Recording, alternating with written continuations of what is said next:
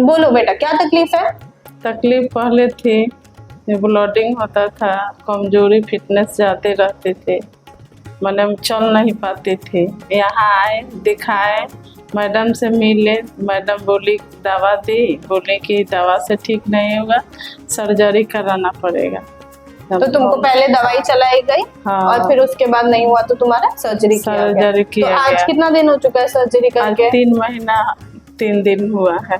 अच्छा, तो तुम 3 महीने पे फॉलो अप विजिट के लिए आई हो मेरे पास, ठीक है। तुम्हारी सर्जरी तो मैंने ही की थी, अंदर का जो भी सिचुएशन था वो हमने तुमको ओटी के बाद दिखा दिया था, यूट्रस वगैरह आपका जो भी निकाला गया था।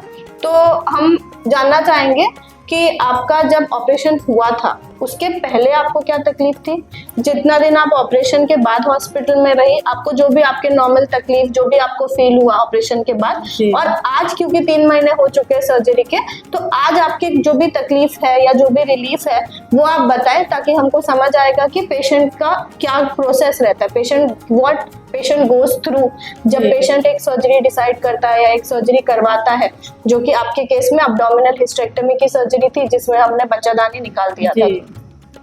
तो पहले वही दिक्कत थी, ब्लीडिंग होता था, दिखाए, सर्जरी हुआ तो ठीक हो गया, अभी कोई दिक्कत नहीं है।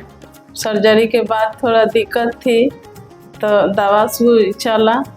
क्या दिक्कत थी सर्जरी के बाद? सर्जरी के बाद दिक्कत वही थोड़ा दर्द था कमर में। हाँ। अच्छा, ठीक है, जहाँ पे टाके वगैरह लगे होंगे वहाँ पे थोड़ा दर्द था। बिल्कुल, उसके लिए आपको दवाई दी। दवा चला, ठीक हो गया। फिर मैडम से मिले, मैडम देखी तो बोली कि ठीक है, टका वका सब भर गया, 3 महीना हो गया, 3 महीना 3 दिन। आज आपको अभी अभी कोई दिक्कत नहीं है। आपका जो भी प्रॉब्लम था सब प्रॉब्लम अच्छे से ठीक हो गया है? हो गया। ठीक है, चलिए, thank you. Hello everyone, my name is Dr. Aishwarya Srivastav. I am a gynecologist and today I am here to discuss all the symptoms related to hysterectomy.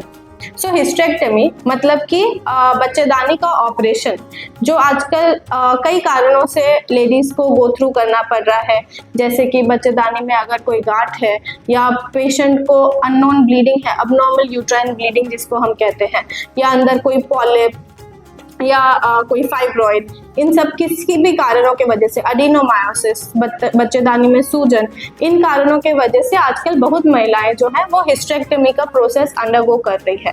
तो ये प्रोसेस के क्या कॉम्प्लिकेशंस हैं, या कौन से सिम्टम्स ये प्रोसेस के लिए नॉर्मल हैं और कौन से सिम्टम्स अब नॉर्मल हैं जो आपको बिल्कुल भी इग्नोर नहीं करने चाहिए। तो आइए पहले जानते हैं इसके नॉर्मल सिम्टम्स। ऑपरेशन के तुरंत बाद स्टिच साइड पे हल्का बहुत पेन होना, वो नॉर्मल है। ऑफ कोर्स आपको भले आपका लैप्रोस्कोपी से हुआ हो या ओपन हुआ हो, आपको छोटे छोटे टाके उसमें पड़ते हैं जिसके वजह से पेन हो सकता है, जिसके लिए दवाई चलाई जा सकती है। जो वॉल्ट साइट होता है उसमें से थोड़ी सी ब्लीडिंग, मतलब vaginal bleeding, a little bit of vaginal bleeding is okay, क्योंकि हम जो वॉल्ट क्लोज करते हैं वहाँ से थोड़ा बहुत एक्सुडेशन की वजह से ब्लीडिंग हो सकती है। a little bit of discomfort in passing urine, जब आपका कैथेटर, बिकॉज आप कैथेटर लगाया जाता है यूरिन करने के लिए, तो जब हम कैथेटर निकालते हैं तो आपको थोड़े टाइम के लिए हो सकता है यू माइट फील बर्निंग, मिक्सचुरेशन, ऐसा कुछ तकलीफ हो सकता है, but these symptoms you have to convey to your doctor। आपको ये सिम्टम्स अपने डॉक्टर को तुरंत बताना है ताकि वो समझ पाए कि ये सिम्टम्स जो आपके हैं वो नॉर्मल है या अबनॉर्मल है। तो ये सारे सिम्टम्स थे हिस्टेरेक्टमी के ऑपरेशन के तुरंत बाद के सिम्टम्स। अब हम कुछ सिम्टम्स जानते हैं जो लॉन्ग टर्म सिम्टम्स, जैसे कि आज जो पेशेंट आई थी वो 3 मंथ्स बाद आई थी, तो पेशेंट्स का एक परसेप्शन होता है कि they feel a little bit of weight gain, तो वो एक नॉर्मल सिम्टम है। Bloating, little bit of bloating on and off is a normal symptom. Other than that, hot flushes, मतलब थोड़ा सा गर्मी फील करना डे टू डे लाइफ की एक्टिविटीज में, all of these symptoms can be a long term sequelae of your hysterectomy surgery and these should be addressed immediately। आपको आपके gynaecologist से तुरंत इस चीज़ों के लिए कंसल्ट करना चाहिए टू अंडरस्टैंड बेटर कि कौन से सिम्टम्स नॉर्मल है एंड कौन से सिम्टम्स अब नॉर्मल है and which should not absolutely be ignored. Thank you for watching.